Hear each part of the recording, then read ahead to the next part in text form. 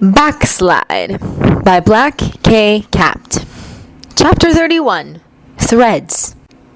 I bet we're the first Konoha team here, Kiba says gleefully, all but bouncing as they follow Iruka-sensei through the tower towards the rooms they'll stay in until the exam is over. Or, no, maybe we're the first team here, period! Wouldn't that be awesome?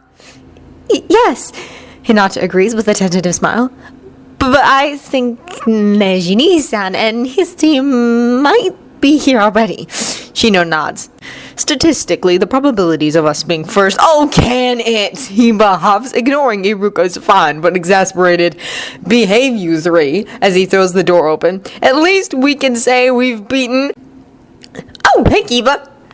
Naruto says brightly, straightening up from where he and Sakura and Sasuke are all huddled together. Hi, Shino! Hey, Hinata-chan! Hinata squeaks and attempts to retreat inside the collar of her jacket while Shino simply nods. Kiba, faced with a clear challenge, pops up. Loser, what are you doing here? He demands, and on his head, Akamaru yips in agreement. Naruto just rolls his eyes, but Sasuke narrows his at Kiba and rises to his feet, clearly bristling. Don't, he warns darkly. Call him that again, Inuzuka. Didn't I tell you before? With a sigh that sounds incredibly put upon, Sakura smacks the back of Sasuke's shirt and yanks him back onto the couch. Down, boy! Green's not your color!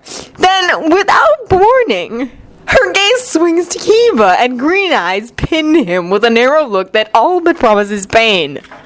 But really, Kiba-kun, please don't call Naruto that. Her smile is sweet and lovely, and more threatening than a kunai at the jugular. Really, Kiba wants to know what kind of Twilight Zone he's living in. For years, Sasuke and Sakura were the ones who constantly belittled Naruto and called him names, and Kiba was his slightly antagonistic friend/rival. And now? Just what the heck is this? But Sasuke protests, and since when did he do anything but condescendingly bulldoze over everyone else's opinions? But they're friends? Well, you're a friend too, but Kiba's had years and you've only had a few short months? Your own fault, but Sasuke slaps a hand over her mouth and glares. Finish that sentence. I dare you. With a resigned sigh, Naruto pushes between his teammates and hauls them apart. Guys, why do I have to be the mature one here? Sakura, you're supposed to be the brains, and Sasuke, teammate, what's with you and Kiba? Well, that's what Kiba would like to know. He's always thought he was just about the same level as everyone else in Uchiha's opinion. That is to say, dirt. But now, he's looking somewhere closer to primordial ooze, and it's weird. Sasuke crosses his arms over his chest, and instead of looking derisive, he seems petulant. He keeps insulting you, the brunette says haughtily, though there's a faint flush up around his cheekbones. I've already told him to stop, and it's annoying. No. Stop right there. No way is the arrogant last Uchiha has a crush on Naruto. Of course, being Kiba, the first words out of his mouth are, Oh, Kami Uchiha, you have a crush on Naruto? Dead silence in the room. Kiba rewinds that, plays it back, and winces. He can practically hear Hinata faint behind him. Sasuke's face currently rivals the color of the tomatoes he loves. There's a long pause, and then Naruto asks uncertainly, Sasuke? An even longer pause, and then Sasuke says stiffly,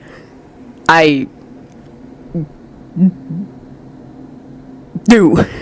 But it doesn't have to change anything though, it's just emotion. Perhaps predictably, Naruto rolls his eyes. Exactly, Dame, and you suck at emotions.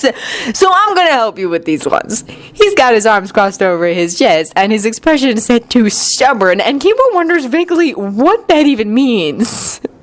Apparently, he's not the only one because Sasuke blinks in surprise, leans back to look at his blonde teammate more clearly, and blinks again. What? Naruto gives him a cheery grin. Well, I'm not a jerk who goes around rejecting his fan club out of hand, so... Dome, since when did you even have a fan club, and why are you putting me in it? Well, since you got a crush on me, obviously, if anyone in your family gets a fan club, it's your cousin, not you. My crush is momentary insanity, nothing else. Teme? Then I'm definitely gonna make you fall all the way in love with me, believe it! Dome, that doesn't even make sense! Yes, it does! I'm totally gonna get you to fall for me, and then you'll have to see just how awesome I am and admit it! Not if you fall in love with me first. Why are you even going to try? I'll definitely win. Teme, stop shouting, Dome! Both of you, shut up! Sakura brings her fists down hard on top of their heads, and both boys yelp as they go sprawling off the couch. Jeez, you two! When you get like this, I can't even begin to understand how we broke that exam record. Record? Shino asks suddenly, and Kiba blinks at him. He's usually not one to interrupt other conversations, after all. Sakura glances up from where she's grinding Sasuke and Naruto's faces into the floor. Oh, right. Apparently, we finished this portion of the exam faster than anyone in the last 50 years. Maybe longer. They haven't checked all the records yet. Kiba gapes. What? How long have you been here? 5 hours. Sasuke levers himself out from underneath the kunoichi, and honestly, Kiba is so glad that Hinata is sweet and mild-mannered for the most part. Because if he'd gotten stuck with a harpy like Ino or Sakura and no way to hit them because they're girls, he would have died. And rises to his feet, brushing himself off. The look he levels at Kiba says very clearly that he's holding a grudge and that Kiba had better watch himself for the next 2 days they're trapped together in tight quarters.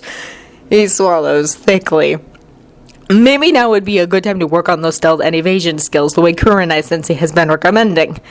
Before he can suggest a tactical retreat to his team, though, the doors open again and a trio of figures comes through. Not genin, as 2 of them are wearing jonin vests, and they all look about the same age. Behind them is a foreboding-looking blonde woman with huge jugs, a pair of tokubetsu jonin, and a dark-haired woman carrying a pig. Kuramani! Naruto cries, bolting to his feet. The red-headed man from that day in the training grounds, supported with an arm over the shoulders of the men on either side of him, smiles at the blonde. Hello, Naruto. I hear congratulations are in order. What happened to you? Naruto demands, sounding aghast. That guy you were fighting, was he really that strong? Your cousin's just an idiot, the black-haired man on the left says, rolling his eyes as he helps the redhead over to a chair. He wanted me to be able to get my revenge, so he played distraction, and it backfired on him. I resent that. It worked perfectly, thank you, Kurama says loftily, though the tone is slightly ruined when he winces as he sits down. Uchiha's right. You're a complete moron, the blonde woman says sharply, stalking over and batting the man's hands aside as his human crutches step back. What were you thinking, Red? All that blood... If I hadn't... Her hands clench and her mouth tightens as she directs her focus entirely at Kurama's stomach. The redhead reaches up to settle a gentle hand on her shoulder. Hey, it was fine. You overcame it when you saw me bleeding, and that definitely makes you one of the strongest people I've ever met. Don't patronize me, brat. But there's a faint smile playing around her mouth as she spins, facing Naruto squarely. Large brown eyes assess him for a long moment, and then she nods decisively. So, you're Kushina's son. Uzumaki Naruto? I'm your great aunt, give or take a few relations. Senju Tsunade.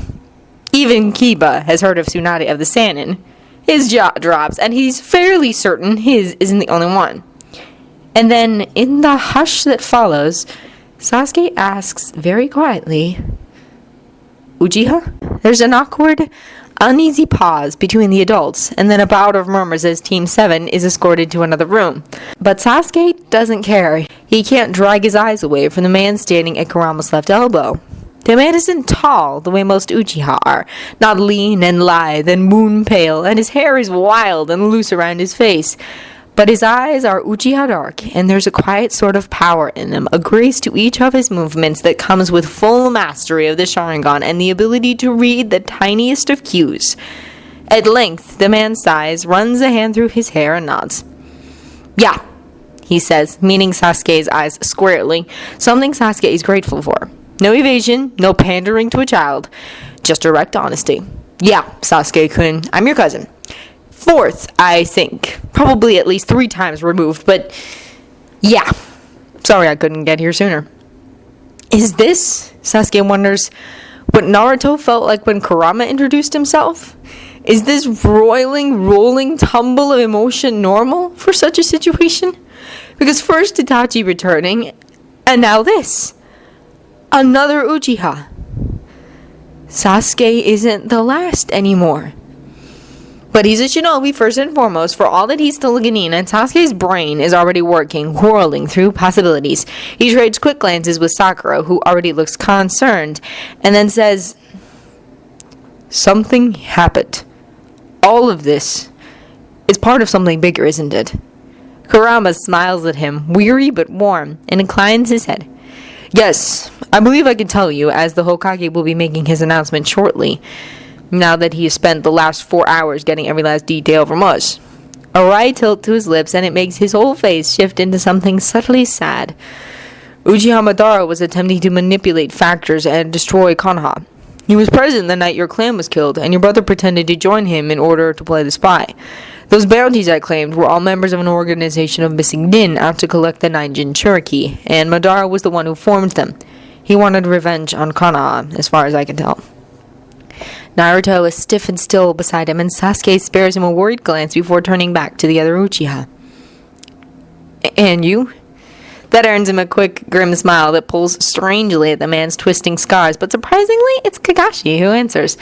From where he's hovering at Kurama's right, he reaches out and touches the man's shoulder, quick and light, but more than Sasuke has seen him do with anyone but Kurama.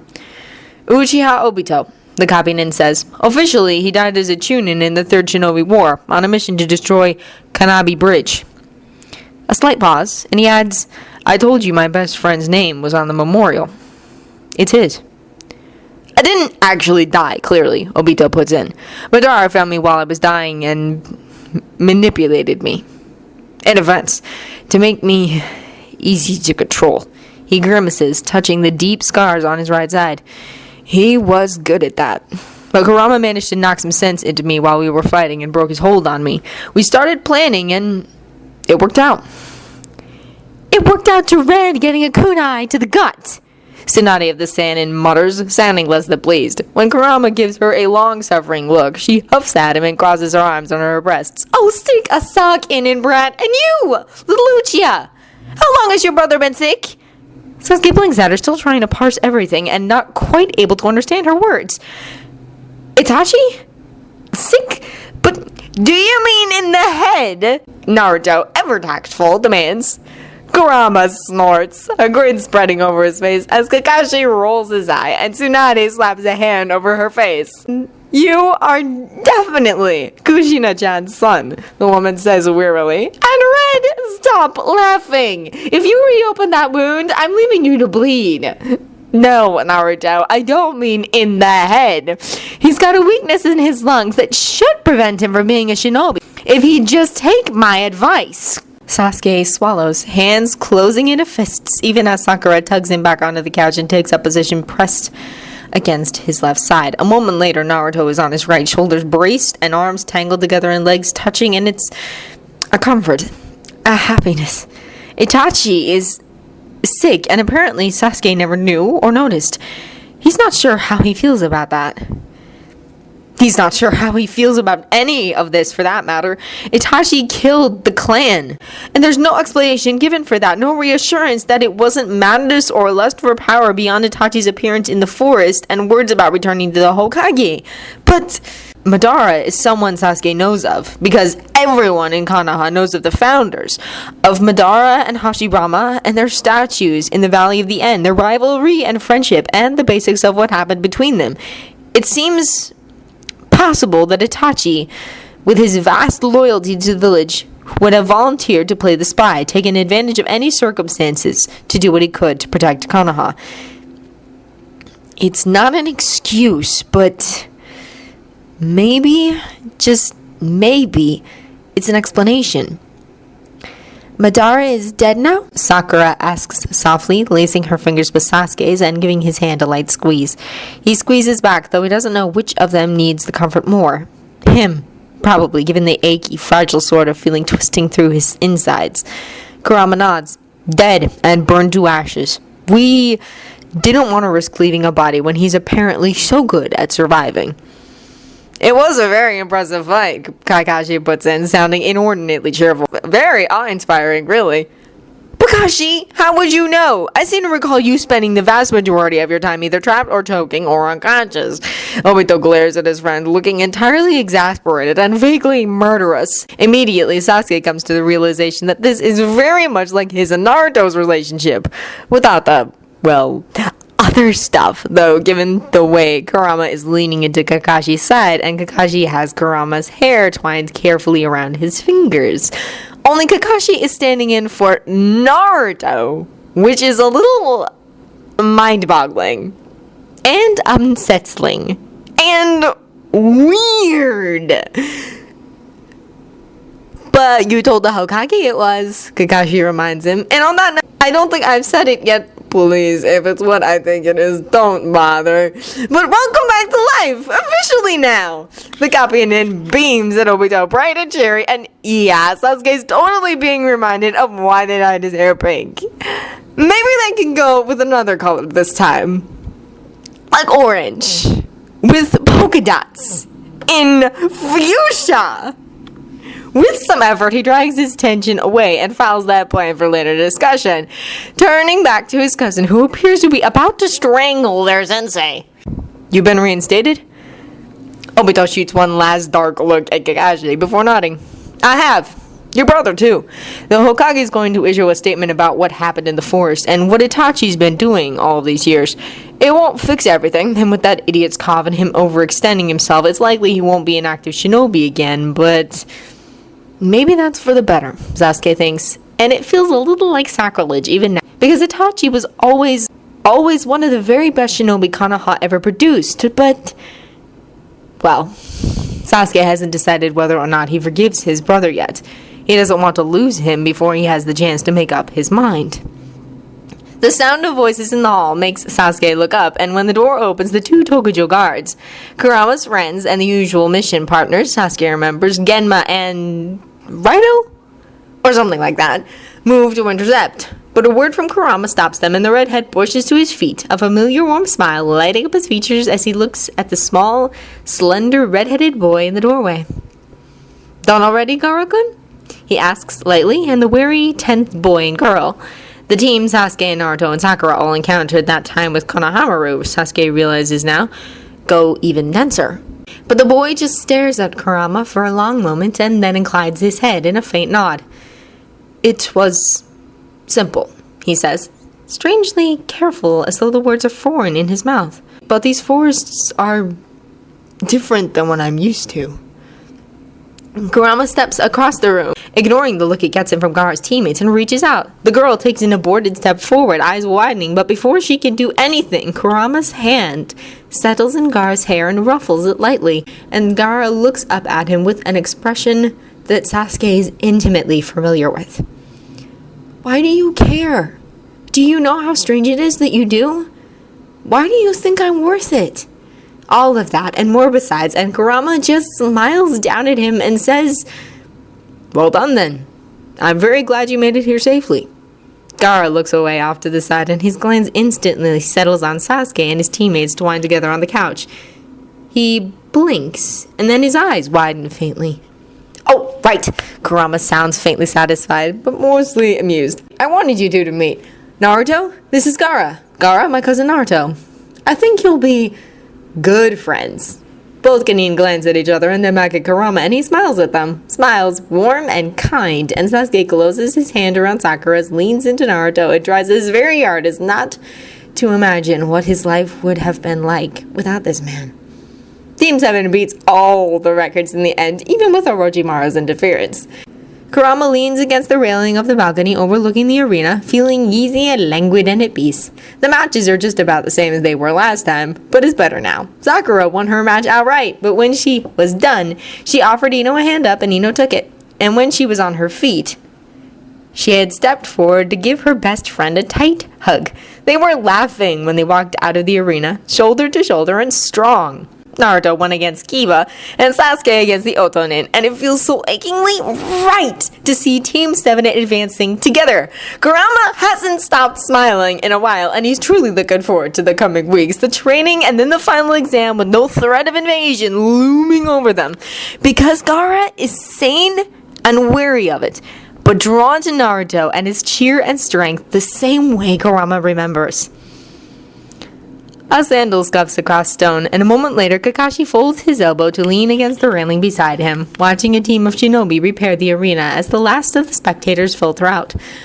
Sasuke, Sakura, and Naruto are making me buy them dinner, he says mournfully. A real dinner, apparently, not just ramen. Kurama-chan, won't you please save my wallet? Kurama laughs at him without mercy. Not hardly. You're their sensei, and they just advanced to the final round. Pretend you're happy and celebrate with them, Kakashi. Kakashi winces. Please, only one person is allowed to call me that, and you don't have the hair, Kurama. The elbow Kurama plants in his ribs is just the side of gentle, but still fond. Jerk, he says lightly. Where is your shadow, by the way? Genma and Raido dragged him away. Kakashi sounds incredibly amused. I think they were going to go bar hopping. Or is it bar crawling? Well, they'll probably end up crawling at some point, Kurama acknowledges wryly. Raido and Obito, despite appearances, are complete lightweights, and Genma can drink Anko and Ibiki under the table and come back for seconds. Somehow I think this isn't going to go well for anybody but Genma, who will doubtless end up with enviable amounts of blackmail material. Of course, it's Genma. I think he carries around pictures of Kotetsu, Izumo, and Iruka as kids just to pull out and threaten them with. He's in interrogation for a reason. The silence settles between them, comfortable and full, and Kurama leans into Kakashi's side a little more. A lean arm drops over his shoulders and pulls him a few inches closer, and Kurama smiles. It's good. Definitely not what he ever expected when he landed in this time, but good. Maybe even wonderful. The arm tightens a little more, and a hand comes up to play with his hair, winding the red locks around long, slim fingers and tugging thoughtfully at the single, slim braid that remains even now. A pause, a moment, and then Kakashi asks, tone light and idle, So, did you come back in time or jump forward? It takes every last bit of Kurama's control not to wrench away, and his heart gallops in his chest, sudden and startling, and making his knees weak with sheer, unmitigated terror. Why does he know? He tries to step back, duck away from Kakashi's hold, but the genin isn't budging. Gradually, slowly, Kurama lets his struggles die out, goes still, and slumps against the railing with his pulse thundering through his veins and his head spinning because... What? He manages weakly.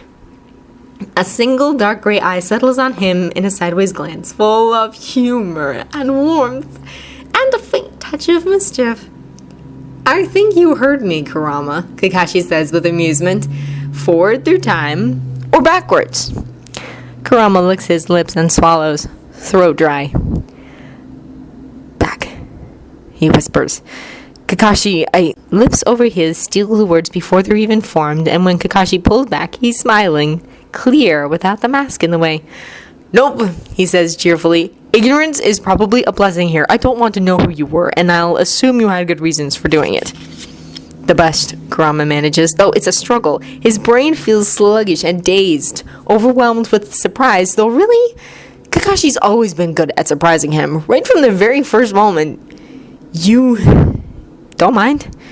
Kakashi looks at him, really looks at him, penetrating and square, and getting at all the little things Kurama has kept hidden. Then he blinks, and the look has softened, eased into something that's more than simply fond. No, he says simply. I don't.